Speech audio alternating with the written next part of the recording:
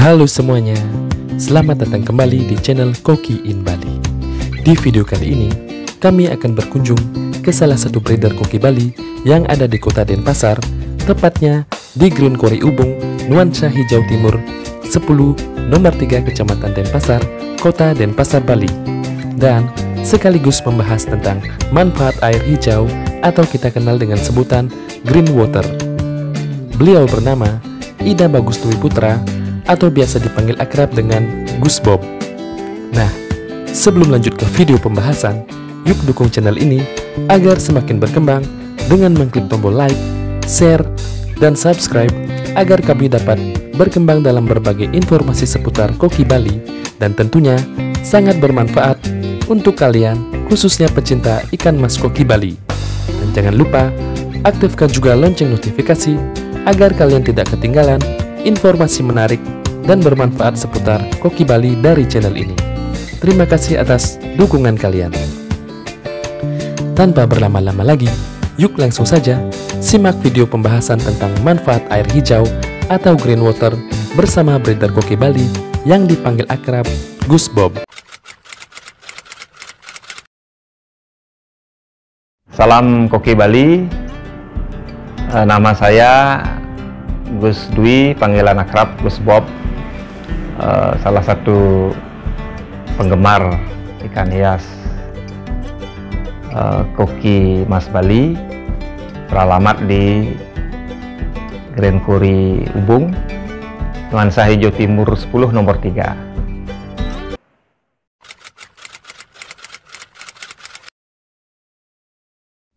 Nah, Tuh Haji, niki kan permasalahan, bukan itu permasalahan ini. Niki kentannya ada teman-teman yang tiang lihat, niki karena penasaran pribadi sebenarnya. Ada teman-teman yang bening sekali airnya di kolam itu. Terus ada yang nyeleneh menurut tiang tuh. Airnya ini hijau dia atau hijau kayak sirup minuman itu. Tapi ikannya sehat-sehat dan tapi perbedaan, tapi keuntungan air nih kita lihat ikannya kok sehat-sehat ada ya? Niko kan green water yang anggaplah istilah green water itu air hijau di perikanan maksudnya nih, karena ada istilah green water, blue water niko untuk sebutan istilah internasional nih kan ABT, air permukaan gitu kan memang. Tapi yang kita bicarakan itu berarti air yang memang warnanya hijau kan gitu. Iya. Air hijau niko manfaatnya nih, fungsinya memang dia besar, berfungsi dalam hal menekan amonia memang dia. Karena makanannya dia sebenarnya kan nitrogen ya. Dan nitrogen itu kan limbah ikan itu biasanya dia nitrogen itu. Kotoran dari ikan itu. Limbah itu biasanya. Jadi ada fesesnya, ada sisa pakan mungkin. Kemudian ada lendir dan dia punya keyakinan kayaknya lendir ikan itu jauh lebih amonia ketimbang fesesnya. Oh gitu ya. Kalau dia makanya kalau feses itu tergantung pakan yang kita beri. Tapi kalau sudah lendir itu yang biasanya sering bikin masalah dia. Kalau feses itu sering kotorannya nih kok gampang lagi disipon aja udah beres. Sudah bersih. Tapi kalau lendir kan gabung dia, baur di air gitu. Makanya kalau main jernih itu yang perlu diwaspadai. Tapi kalau green water relatif aman lah. Kalau kita bilang air jernih itu pas ada bom amoniak itu kita bisa nggak tahu itu terjadinya karena keterbatasan alat dan sebagainya, pemandangan aja. Kalau air hijau itu penapira tuh? Memang pendeteksi tanpa alat itu kan hanya dengan menggunakan indera-indera kita nih. Betul. Jadi kalau mata ya kelihatan dia jernih, tapi kualitasnya nggak tahu belum kita gitu ya. Jadi misalnya, oh ini berbuih. Kemudian indera penciuman misalnya, oh ada aroma, ada bau tiba-tiba. Nah, kemudian indera perasa misalnya tiba-tiba agak berlendir airnya. Paling sebatas itu saja. Tapi detailnya ya harus pakai alat memang gitu. Misalnya kandungan oksigen, ada DO meternya gitu. Kandungan-kandungan terlarutnya ada juga, TDS meter, pH meter gitu. Tapi kalau memang air hijau relatif ya aman dari yang begitu-begitu biasanya. Tapi terus terang kalau air hijau dia nggak begitu apa ya istilahnya, nggak mendalami lah sebenarnya ya, nggak begitu mahir di sana karena dia sendiri tidak sepanjang tahun memanfaatkan air hijau. Jadi musim-musim tertentu saja yang manfaatkan, itu pun yang pemberian alam lah. Betul. Alam. Karena sebenarnya kan air hijau itu mikroalga dia, termasuk jenis fitoplankton. Jadi bisa segala macam dia itu, ya segala macam. Yang tren yang paling ngetren sekarang itu kan chlorella nih kan, chlorella. Ya, artinya yang spirulinanya paling tinggi lah dianggap.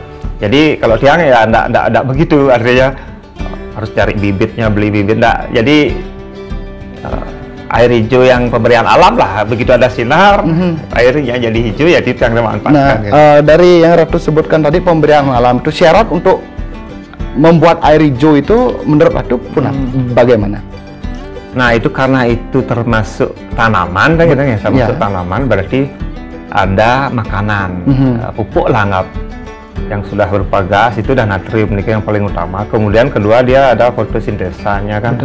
Jadi sinarnya memang harus sinar matahari itu intensitasnya agak tinggi dia memang perlu. Makanya kalau tiang tidak bisa paksakan misalnya musimnya pas kayak anggaplah belum seminggu ini kan sempat mendung terus nih, bahkan malamnya hujan terus.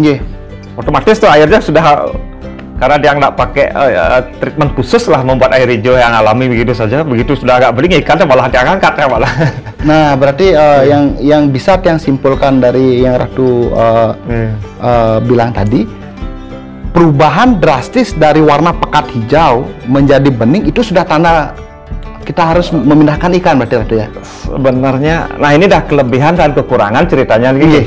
Kelebihannya ya tadi nih ke air hijau, kekurangannya ya tampilannya nggak bagus, kita nggak bisa menikmati ikan dah pasti. Kedua ada juga kalau sudah terbiasa tahu ciri-cirinya, titik jenuhnya ada juga dia. Titik-titik jenuhnya dia. Jadi artinya, nah ini dah tergantung jenisnya, makanya ada hijaunya itu yang agak nyala gitu kan ya, agak. Jadi ada yang pekat sekali dia, ada yang agak kecoklatan gitu, ada mungkin itu jenis ganggangnya yang beda-beda. Alga yang ada alganya itu jenisnya berbeda mungkin. Tapi yang pasti kalau secara tiba-tiba terjadi perubahan, misalnya ada yang ngambang gitu, itu sudah ada perubahan parameter air biasanya gitu. Atau kelemahan lain juga pada saat malam hari juga, malam hari kalau siangnya dia menghasilkan oksigen, kalau malam cenderung menyerap oksigen dia gitu. Bisa ditambah. Tapi karena ikan mas koki Bali ini ikan yang tidak membutuhkan banyak oksigen, justru malam tuh belum pernah sih bermasalah. Nggak ada dengan air hijau justru ini, sering kelebihan yang bermasalah. Jadi kelihatan ada keangkat gelembung di sirip-sirip ini kan sih. Nah, itu juga hati-hati kita kalau terlalu ini. Berarti itu termasuk sudah kebanyakan oksigen ya, kelebihan oksigen ya kalau sisiknya seperti yang Ratu bilang. Kelebihan oksigen di siripnya itu ada oksigen dari pembuluh-pembuluh darahnya dia, pembuluh darah itu ya, artinya keistimewaannya, kerugiannya ya itu artinya harus hati-hati juga kita gitu.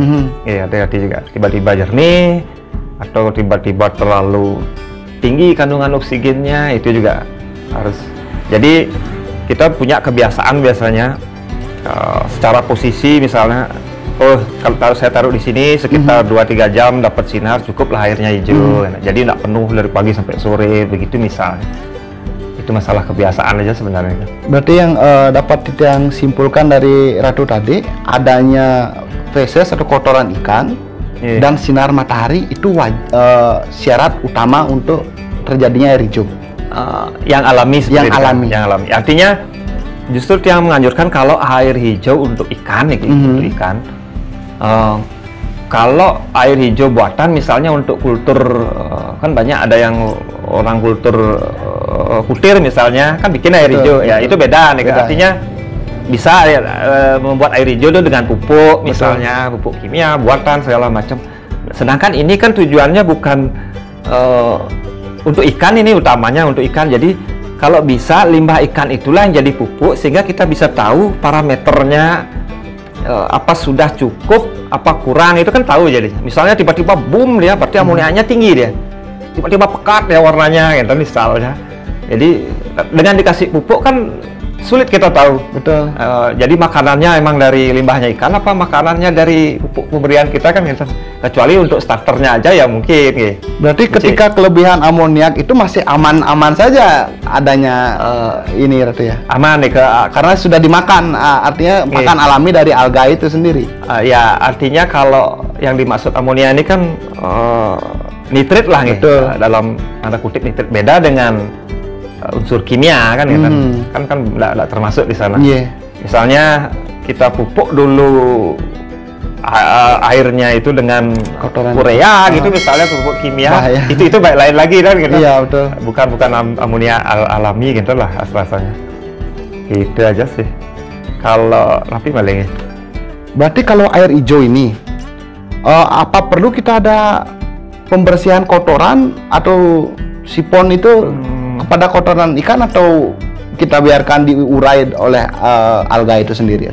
Atau berapa minggu sekali bagusnya untuk disipon? Ini kan relatif nih, kalau tiang nggak tiang bersihkan malah jadi agak kumal gitu deh.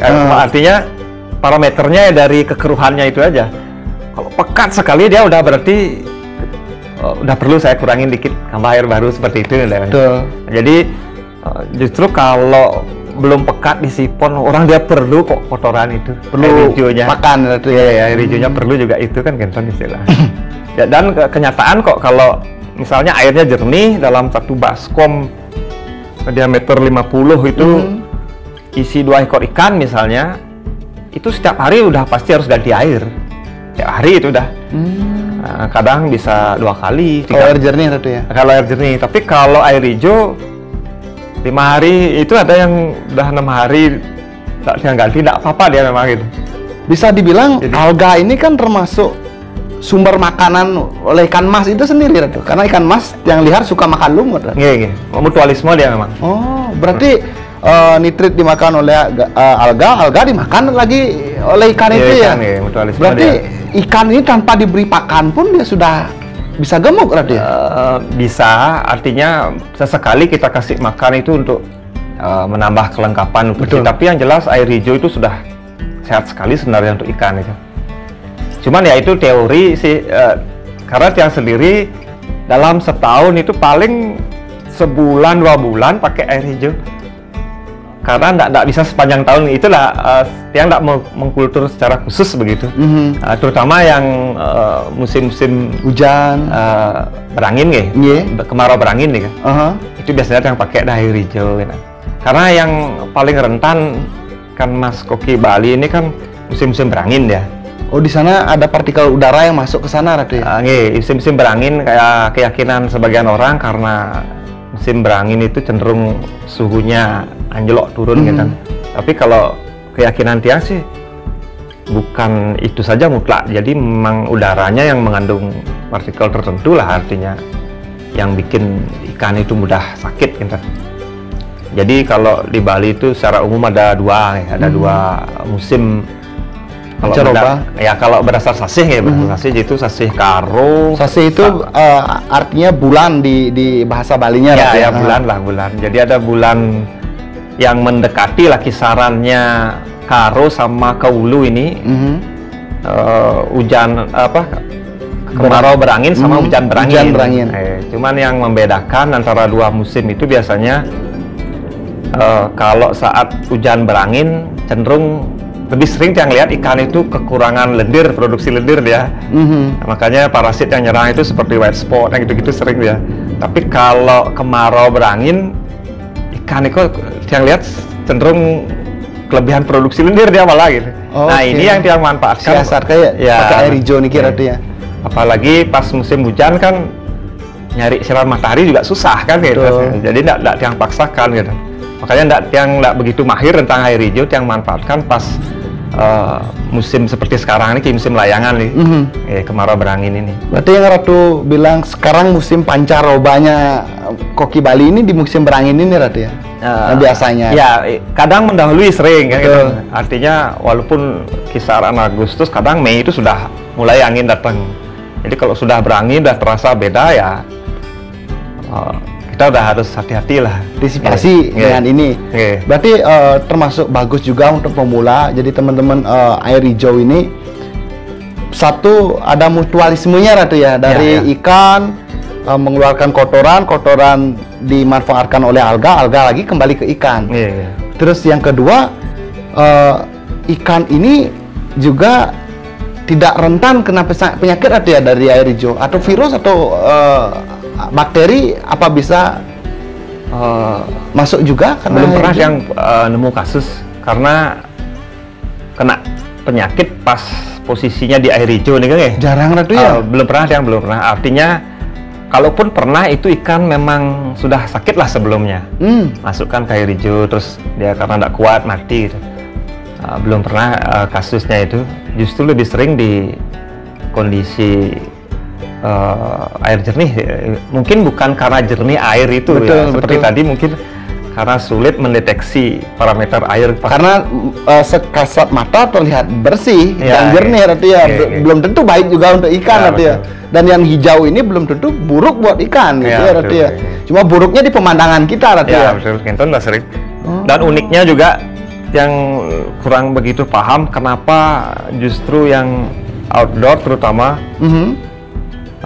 sering bermasalah itu yang aerasinya baik gitu nih, artinya sirkulasi, kadang ada pompa, kadang ada aeratornya, itu lebih duluan dia kena masalah sering gitu daripada air yang diam untuk kopi Bali itu khususnya Ratu ya. Berarti bukan oksigen yang masalah utama, jadi ada kemungkinan pas musim berangin itu memang udaranya membawa partikel tertentu sehingga kan beda nih kalau di aerasi kan artinya udara di alam ini ditangkap langsung di mix, ya betul di mix ke air langsung kan begitu. Beda dengan oksigen yang alami yang dihasilkan oleh tanaman itu kan beda. Betul. Jadi dugaan kan memang udaranya memang beda kalau sudah musim begitu berangin ya kan. Luar biasa sekali ini Ratu. Jadi apa kita sedikit flashback ke belakang. Mungkin ikan ini dulunya seperti itu juga pemeliharaannya, karena kita tahu di zaman-zamannya bilang kita berbicara ke sejarah lagi ke belakang. Pada saat itu kan belum ada mesin untuk mempermudah kita mengganti air ikan. Kita perlu mencari air ke sumber mata air. Nah, apakah itu yang apa bisa kita menyimpulkan seperti itu Ratu? Air hijau kebanyakan kolam-kolam yang dulu mereka pakai tempat yang sederhana dan airnya itu aja. Apa itu yang membuat ikan ini bermutasi atau saking lamanya itu sebenarnya kekuatan ikan ini termasuk aneh lah dari ikan-ikan yang lain? Yang sebenarnya pernah coba ikan-ikan jenis lain, ikan mas koki misalnya, rancu pernah yang coba tanpa oksigen dari kecil, sama kok bisa dia. Mungkin karena kebiasaan kan ya. Betul. Bisa dia sebenarnya. Jadi besar kemungkinan karena yang namanya farm itu kita sudah mulai berpikir tentang efisiensi lahan ya, efisiensi lahan. Jadi gimana caranya pada tebar itu kita bisa tingkatkan gitu. Nah, dari situ kita mulai keluar teknologi lah anggap yang kita gunakan itu seperti menambah oksigen buatan, sirkulasi di filter segala macam. Tujuannya biar lebih bisa padat ikannya itu. Sebenarnya begitu aja sebenarnya. Makanya kalau alami sesuai dengan padat tebar, dia yakin aman itu. Betul. Ikan itu ya aman karena dia sebenarnya saya tidak mengatakan bahwa sistem ini lebih jelek, yang ini lebih bagus. Tidak begitu sebenarnya. Tergantung waktunya saja. Ya. Tergantung sikon lah istilah, tergantung sikon. Ketika musim berawan, kita bisa main air bersih lagi kembali. Ya, betul. Ketika musim pancaroba, solusi Ratu yang Ratu berikan, yang biasa Ratu gunakan air ini. Termasuk saya juga belajar karena adanya, saya termasuk melihat aneh teman-teman. Jadi air ini kenapa hijau keruh airnya? Terus Saya berusaha nanya sama Ratu, ini jawabannya. Berarti ikan ini kena air hijau belum tentu ikan ini tapi artinya belum tentu jelek untuk ikannya, Ratu ya. Luar biasa sekali nih, Ratu. Terutama lendir itu udah cepat sekali diikat ya. Nah, jadi Ratu bilang musim angin ini panas berangin, dia produksi lendirnya tinggi. Biasanya begitu. Makanya banyak teman-teman yang pakai metode mandi ikan nih kan. Misalnya air sirih, air methylene blue misalnya. Jadi ikan diambil pakai kuas yang lembut eyeshadow itu biasanya kan langsung dibersihin gitu. Jadi mempercepat proses pelepasan lendirnya. Tiap hari diperlakukan begitu. Nah, artinya memang benar sepertinya bahwa produksi lendir ikan itu berlebih, entah karena apa nih. Nah, biasanya tiang itu udah pakai air hijau itu biar lebih efektif dia, lebih efektif. Nah, ketika ikan itu kekurangan lendir, dia akan sakit juga. Ya, pasti kelebihan sama solusinya apa itu? Kalau sebenarnya gimana ya? Ada banyak metode sebenarnya. Salah satu saja. Dia sebenarnya pakai juga kok, artinya pompa untuk display. Jadi kalau ikan padat itu kalau kita duduk-duduk kan bagus kelihatannya kumpul gitu. Cuman yang jaga pas itu dah kepekaan kita melihat, kayaknya nih udah mulai gini anginnya nih, dingin-dingin sudah mulai gitu. Hati-hati lah istilahnya gitu. Jadi otomatis yang banyak kok teman-teman ada yang dibawa ke indoor, ke akuarium seperti itu istilahnya. Untuk menjaga kestabilan, karena udara di dalam ruangan beda sama yang di luar gitu. Nah, itu salah satu contoh. Kalau tiang karena akuarium nggak punya ya biasanya tiang justru matikan sistem sirkulasi air kebalik dia. Jadi banyak yang bawa ke outdoor, kadang air diam itu yang pakai. Karena mindset saya bahwa udara ini yang banyak mengandung sesuatu yang belum kita ketahui. Betul. Jadi adanya sistem aerasi, jadi kontak udara dengan air itu jadi langsung, Ratu ya. Beda dengan air yang tergenang diam tenang itu, Ratu. Beda. Tapi tentu saja kalau kita bawa ke sistem air vakum istilahnya yang stabil itu padat tebarnya ya dikurangi. Betul. Gitu. Kecuali ya main green water bisa lebih padat biasanya. Nah, untuk Ratu bilang tadi padat tebar nih itu sendiri. Untuk diameter jeding atau gerabah itu kan biasanya di 50 perbandingan tingginya di 60. 50-60 ya. Nah, yang cocok berapa banyak ikan umur anggaplah dari 4 sampai 8 bulan kan selisihnya nggak terlalu besar. Itu berapa ekor? Terus dari 1 tahun ke selanjutnya berapa ekor yang menurut Ratu pas dari pengalaman Ratu sendiri? Dari pengalaman tiang, kalau luasan itu, kalau tiang lebih ke luasan. Betul. Sebenarnya volume rumusnya ya, tapi kalau tiang keluasan ya. Jadi bukan volume air, jadi luasnya panjang kali lebar itu. Jadi kalau per ekor itu asumsinya 8 bulan itu anggaplah sampai 1,5 tahun. Rata-rata yang normal itu kalau menurut tiang 40 kali 40 cm berarti 1.600 cm persegi. Nah, hitungannya. Jadi tapi kan yang namanya jeding itu ya gedean lagi dikit. Secara teori sih sebenarnya cuma 2 ekor kalau ukuran segitu, kecuali kecil-kecil ya bisa 3 sampai 4. Makanya itu sebabnya mungkin orang menambah bantuan aerasi itu. Tapi yang jelas kalau sudah buat yang paling minimal aman kok biasanya. Biasanya kalau yang agak padat tebarnya agak berlebih dikit, ini yang istilahnya berada di nyerempet ambang batas itu yang agak rawan sering gitu biasanya. Berarti terlalu curam drastis turun kualitas airnya, Ratu ya. Kalau padat itu, Ratu ya. Ya, sebenarnya yang membuat fluktuasi perubahan kualitas air itu kan banyak hal. Betul. Jadi cuaca juga, intensitas cahaya. Kadang seperti sekarang misalnya matahari cenderung ke utara. Media saya kena cahaya sekian jam per hari, dari jam sekian sampai sekian, semua itu mempengaruhi sebenarnya. Makanya kadang ini yang tumbuh nih lumut begini, bukan yang hijau, kadang lumut dinding yang tumbuh segala macam kan gitu. Nah, dari tipe lumut itu Ratu ada beberapa lumut yang bahaya atau menurut Ratu semua lumut baik? Teman-teman maaf sampai ngerokok kita santai aja ya. Nggak asik rasanya ngobrol tanpa rokok. Ya, sambil santai. Nah kalau itu lagi-lagi itu relatif. Dari pengalaman Ratu pribadi. Kondisi.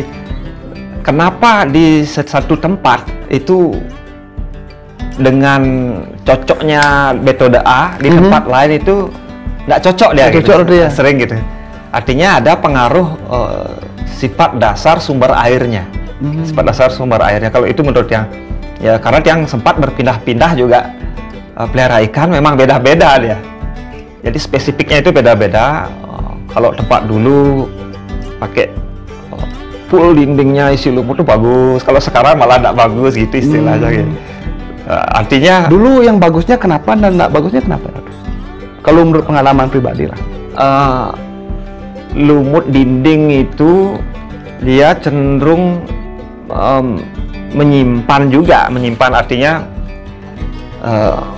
kalau wadah-wadah yang sempurna dengan sistem filtrasi dengan sistem filtrasi dengan chamber dan lain sebagainya, ini kan sudah anggaplah sudah lengkap, dia ada filter fisik, biologi, kimia juga lengkap. Tapi kalau wadah-wadah yang tanpa filter, otomatis di tempat itu biasanya ada tumbuh berbagai mikroorganisme selain ikan itu. Makanya kalau dia nyebut tanpa air dengan mikroorganisme yang sebut itu. Nah ini mikroorganismenya ini kan ada yang menguntungkan, ada yang merugikan. Betul. Ada yang menguntungkan, merugikan. Nah apabila misalnya ada yang menguntungkan, misalnya di sana ada unsur-unsur bakteri nitrifikasi misalnya dalam jumlah tertentu, tapi secara tiba-tiba misalnya limbah yang dihasilkan oleh ikan atau keadaan itu tidak mampu dia urai secara cepat gitu. Ya. Tentu terjadi perubahan lagi ya kualitas airnya, kan gitu. Betul. Nah biasanya yang dengan alga ini justru melipat gandakan permasalahan itu biasanya gitu. Yang awalnya dia berfungsi sebagai tempat bersembunyinya mikroorganisme misalnya, pada saat tidak bagus dia justru terbalik sering gitu. Sama dengan chamber yang bermasalah lah anggap. Jadi misalnya ada chamber kita salah perlakuan, misalnya dikasih garam berlebih, tiba-tiba di chamber itu ada kontaminasi antara